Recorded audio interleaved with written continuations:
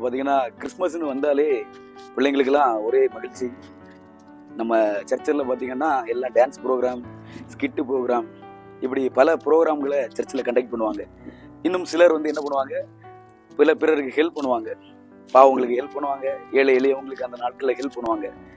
ஆனால் உண்மை இரட்சகராகிய இயேசு கிறிஸ்து நம்ம உலகத்துக்கு பிறந்ததை அவங்க வந்து வெளிப்படுத்தும் விதமாய் பலருக்கு பல உதவிகள் செய்கிறாங்க. பல பண்டிகை நாட்களில் சந்தோஷமாய் எல்லாருக்கும் இனிப்புகளை வழங்குறாங்க, டான்ஸ் ப்ரோக்ராம் வைக்கிறாங்க. ஆனால் எல்லாம் சந்தோஷம்தான்.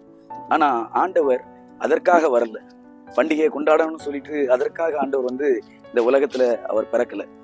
அவர் அனுதினமும் நம்ம எளியவர்களுக்கு நம்ம உதவணும்.